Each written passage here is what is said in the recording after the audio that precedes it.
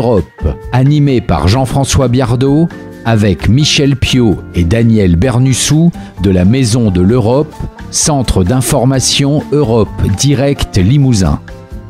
Tout ce qu'on dit sur l'Europe et tout ce qu'on ne dit pas sur l'Europe, eh bien, vous allez le savoir en écoutant cette chronique. On accuse souvent l'Europe de faire la part belle à la finance internationale. Vous savez, cette finance internationale composée de gens qui, derrière des portes capitonnées, complotent contre nous en fumant des havanes.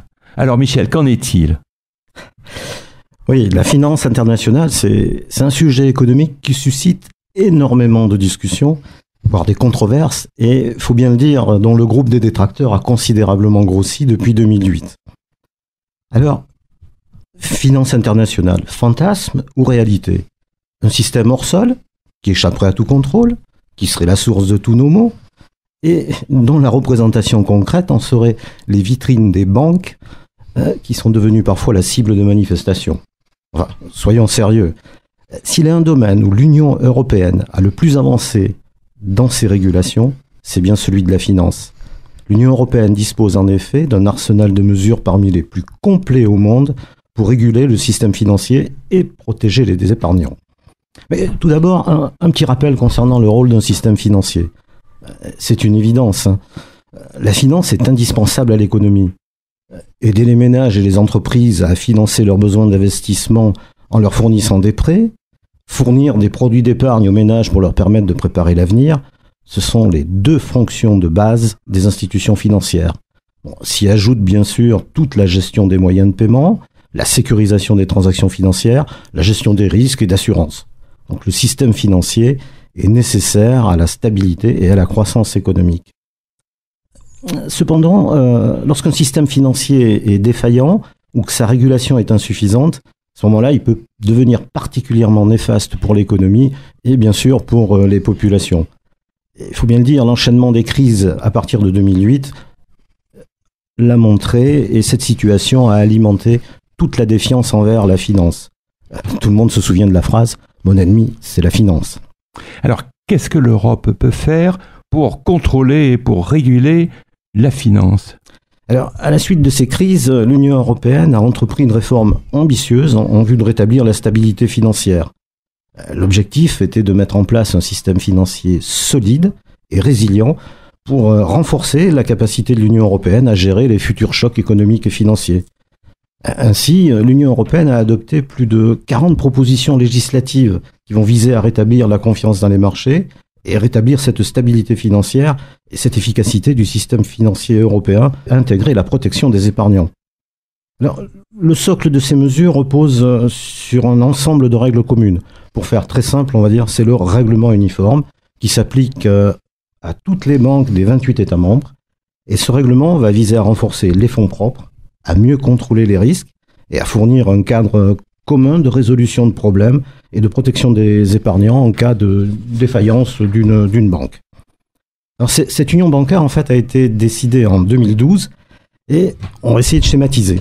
Elle repose sur deux piliers qui sont applicables obligatoirement pour toutes les banques de la zone euro et qui sont ouverts aux pays hors zone euro mais qui souhaiteraient participer.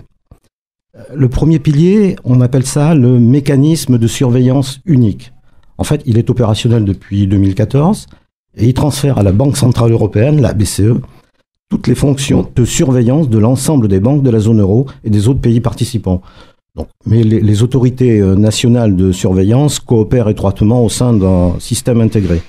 Donc ce mécanisme de surveillance vise tout simplement à prévenir et à réduire les risques de faillite. Alors, cependant, si une défaillance se produit, à ce moment-là, le second pilier va se mettre en œuvre.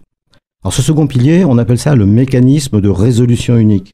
Il va se composer d'un conseil et d'un fonds. Alors le conseil de résolution unique et le fonds de résolution unique. C'est pas très original, mais ça fonctionne de façon assez simple. Donc c'est opérationnel depuis 2016 et donc ce mécanisme va permettre de gérer plus efficacement les défaillances bancaires éventuelles. Le fonds de résolution unique, lui, il est exclusivement alimenté par les contributions des banques. Donc, en cas de défaillance d'une banque, en premier sont appelés les actionnaires et les créanciers, et ensuite le fonds de résolution. Donc ils vont couvrir bien sûr les coûts de cette défaillance bancaire. Ainsi, dans ce mécanisme, les contribuables ne participent plus au sauvetage, comme cela a pu être le cas dans le passé.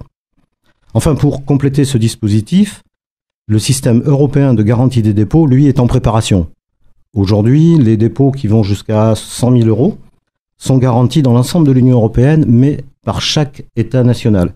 Donc le but, c'est que ce troisième pilier consistera tout simplement à faire évoluer ce système de garantie nationale vers un système de garantie européen.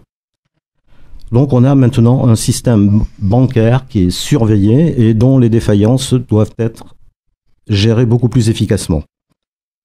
Un second niveau est en préparation aussi au niveau de la Commission et il complétera ces règles en matière bancaire par une union des marchés des capitaux. Mais ça, c'est un peu plus complexe et c'est en préparation. Le but serait effectivement de pouvoir consacrer davantage de ressources au financement de l'économie. Ainsi, il faut bien rappeler que 2008 n'est pas une crise européenne. C'est une crise qui s'est propagée à partir des États-Unis, mais dont les États européens ont été confrontés un peu en ordre dispersé. Aussi, maintenant, avec ce socle solide et unique, si les dérégulations annoncées outre-Atlantique se produisent, eh bien, l'Europe sera beaucoup plus armée et beaucoup plus efficace pour y faire face.